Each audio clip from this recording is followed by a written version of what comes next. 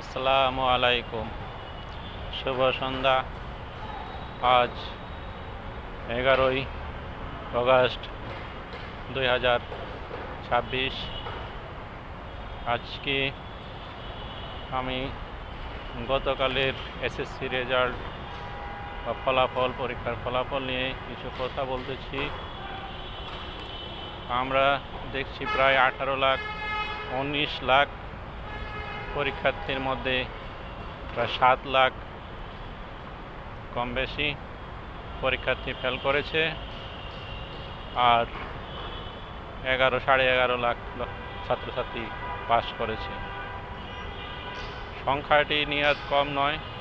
62% শিক্ষার্থী পাস করেছে, বাকি 38% ফেল করেছে।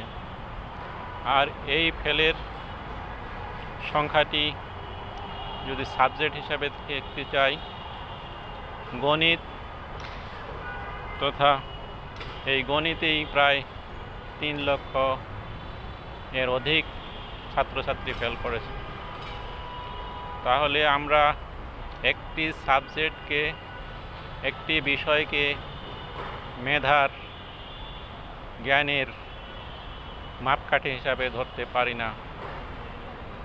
পৃথিবীতে অনেক ছাত্রছাত্রী আছে যারা গণিত না করে মেধার শীর্ষে উঠেছেন। মেধা তাদের কাছে গণিতের কাছে জিম্মি নয়। মেধা মেধাই, জ্ঞান জ্ঞানী। সেই জ্ঞান বা মেধাকে যদি আমরা একটি বিষয়ের উপর সীমাবদ্ধ করে দেই, তাহলে জাতি এগোতে পারবে না। তো প্রায় 7 লাখ ছাত্রছাত্রীর মধ্যে 3 লাখের অধিক একটি বিষয় অর্থাৎ গণিতেই ফেল করেছে। তাহলে ফেলের ক্ষেত্রে মূল বিষয় হলো গণিত।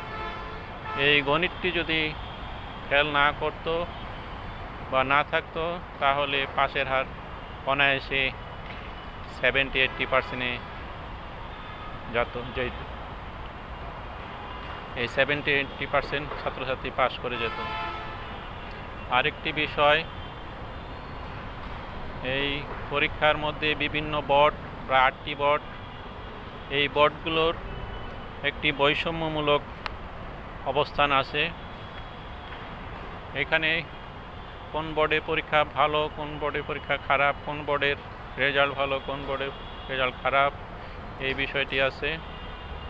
যদি আমরা দেখতে চাই, এখানে 70% এবং সর্বোচ্চ ঢাকা বোর্ডে 70% পাস করেছে, আবার সর্বনিম্ন 57% পাস করেছে ময়মনসিংহ বোর্ডে।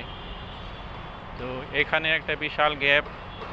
আসলে কি ময়মনসিংহের ছাত্ররা সবাই খারাপ, অথবা ঢাকা বোর্ডের শিক্ষার্থীরা সবাই ভালো, এরকমও কিন্তু নিশ্চয়তা বা গ্যারান্টি দিতে পারি না। এটা প্রশ্নের কারণে হোক বা অন্য কোনো বিষয়ের কারণে হোক, এখানে একটি বৈষম্য তৈরি হচ্ছে। এই বৈষম্য একটা জাতির জন্য অভিশাপ। যেই বৈষম্য নিয়ে ছাত্ররা আন্দোলন করে সরকারের পতন ঘটিয়েছে, সেই বৈষম্য থেকে যাচ্ছে। আরও একটি বৈষম্যের জায়গা, সেটা হলো গত কয়েক বছর ধরে অনায়াসে ছাত্ররা পাস করে গেছে 80%, 92%, 85%, 70% হিসাবে। সেই ক্ষেত্রে ওই সময় ছাত্ররা যে সুযোগ সুবিধা পেয়েছে, আর এখন যদি সেই ছাত্ররা সুযোগ না পায়, এই 2টি বছরের বা 2টি দূরত্বের মধ্যে যে ছাত্ররা আছে, তাদের মধ্যে একটা বিশাল বৈষম্য তৈরি হলো। অর্থাৎ সেই সময় যেসব ছাত্র পাস করার কথা না, তারা পাস করে দেদাচ্ছে কলেজ, ইউনিভার্সিটি পর্যন্ত চলে গেল। আর এই সময় যে ছাত্র যে পাস করার কথা ছিল, সে পাস করতে পারলো না, তার ভাগ্যে দুর্ভাগ্য নেমে আসলো। এটা একটা জাতির জন্যে বৈষম্যের সৃষ্টি করছে। এখন আমি আসি গণিতের বিষয়। এই ক্লাস 9-10-এ যে গণিত, এই গণিতটি আসলে সবার জন্য প্রযোজ্য কি না, এই গণিত সবাইকে গ্রহণ করতে হবে কি না, কেন এই গণিতের প্রয়োজন, এই গণিতে কি আছে, এই গণিতের ভবিষ্যৎ কি, এই গণিত যারা সায়েন্সে বা বিজ্ঞানে নাই বা পড়বে না, তাদের ক্ষেত্রে এই গণিতের ভূমিকা কি, একজন আর্টস, একজন কমার্স, একজন সাধারণ ছাত্রের কাছে এই গণিতের ভূমিকা কী? ভূমিকা বলতে কিছুই নেই, অবদান বলতে কিছুই নেই।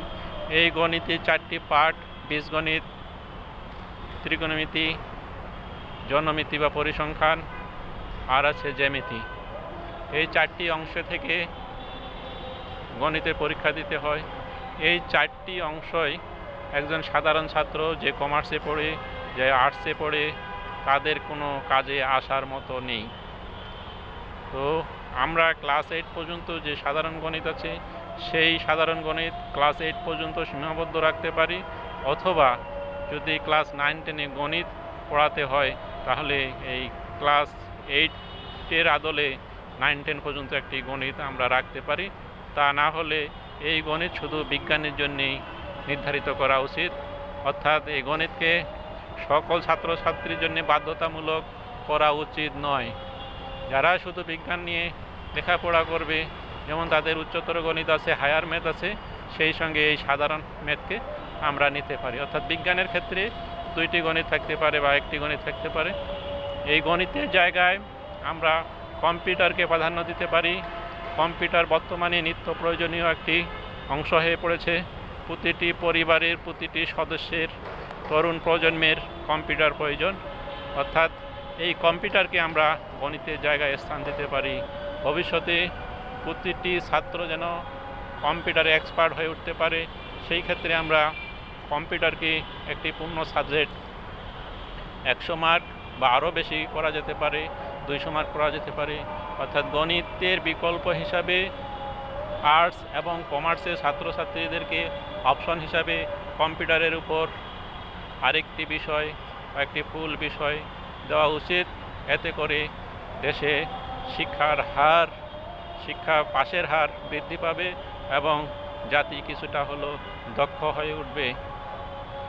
তাই এই পাশের হার, এই সিলেবাস, এই শিক্ষা ব্যবস্থা পরিবর্তন করে কম্পিউটারকে গণিতের জায়গায় স্থান দিয়ে, অর্থাৎ এই সাধারণ কমার্স এবং আর্টসের ছাত্রছাত্রীদেরকে গণিতের হাত থেকে রক্ষা করে তাদেরকে মেধা বিকাশের সুযোগ দিয়ে ভবিষ্যতে আরও দীর্ঘ সময় উচ্চশিক্ষা গ্রহণের সুযোগ দিতে গণিতের প্রভাব মুক্ত করতে হবে।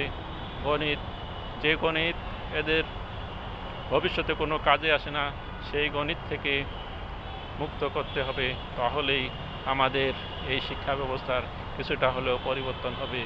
আলী বাবা, BTV, ঢাকা।